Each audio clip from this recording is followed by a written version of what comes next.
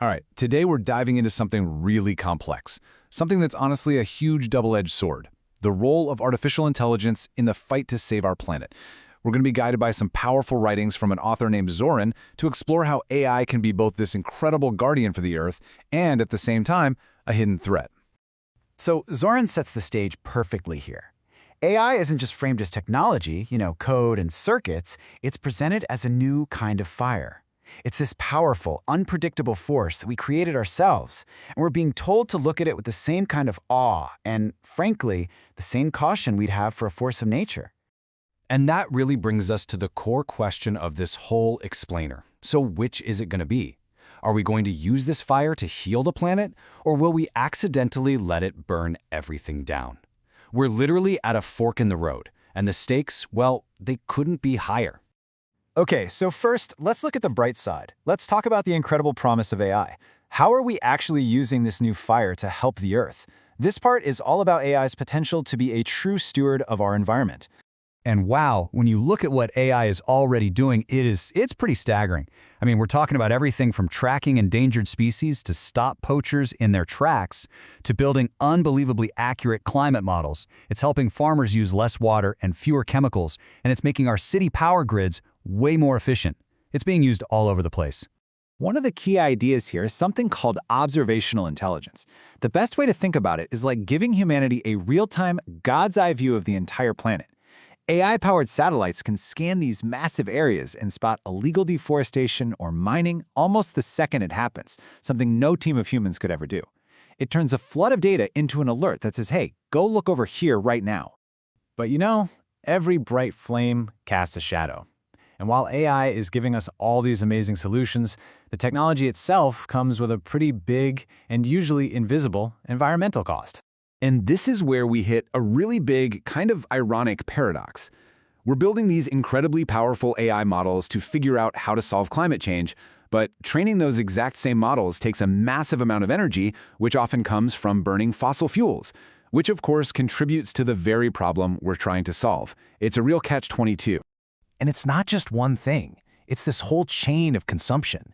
It starts with the crazy energy demand. We're talking enough electricity to power a small city just to train one big AI. That demand fuels a constant need for newer, faster hardware, which creates mountains of toxic e-waste. And where does that hardware come from? From mining rare earth minerals, which is often a really destructive process for the environment. See, it's a whole chain. Zoran just hits the nail on the head here. It's such a powerful question. Are we actually fixing our environmental problems with AI? Or are we just moving the damage around? Shifting it from something we can see, like a smokestack, to something we can't, like the footprint of a data center on the other side of the world. It's a question we really have to ask ourselves. But the cost isn't just physical. It's not just about energy and e-waste. The source material warns of a danger that's way more subtle, something it calls the blight of disconnection. This is about how AI could fundamentally break our relationship with the natural world. This brings us to what's called the apathy trap. Think about it. If we just hand over the job of managing the planet to a bunch of algorithms, what happens to our own sense of responsibility? The real danger is that we start to outsource our role as caretakers, just assuming a machine will handle it for us. And the risks here they're profound. Do we lose our direct connection, actually feeling the dirt and seeing the trees? Does our empathy start to fade when we're not personally involved anymore? Does nature just become another system to be optimized? We could even end up with a kind of God complex, just sitting back and believing that technology will magically fix everything, so we didn't have to change a thing. The bottom line is this. We risk turning ourselves from active, feeling participants in the life of our planet into just passive observers, watching it all play out on a screen. And that is the ugly truth we have to face. Okay, so after all those heavy warnings, what do? Well, the source doesn't say we should just put out the fire, not at all. It says we need to learn to wield it wisely. This is all about blending our technology with our human wisdom, and most importantly, rekindling that inner connection to the Earth. And here's a really cool idea. Time liberation. The goal of AI shouldn't be to replace us. The goal should be to let AI handle the mind-numbing repetitive work, like sifting through endless data. This liberates our time, our human energy, so we can get out there and do what we do best. Connect with nature, build communities, and act with real intention.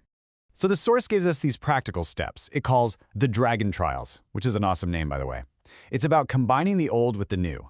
First, you do a digital detox. Get away from screens and just use your senses in nature. Then you can use an AI tool to do an eco-audit of your own life to see your impact. You can mix personal nature journaling with AI-powered research. And finally, before you use any of these powerful tools, you practice gratitude grounding to remember why you're doing it. It's this beautiful blend of tech and soul. And we end on this final, really powerful thought. The real risk here isn't some super smart AI taking over the world. The real risk is us becoming too complacent. The challenge is to use this new fire to see the world more clearly, but to never, ever let its light put out the fire inside our own hearts, that connection to the living world. Because that is where true wisdom comes from.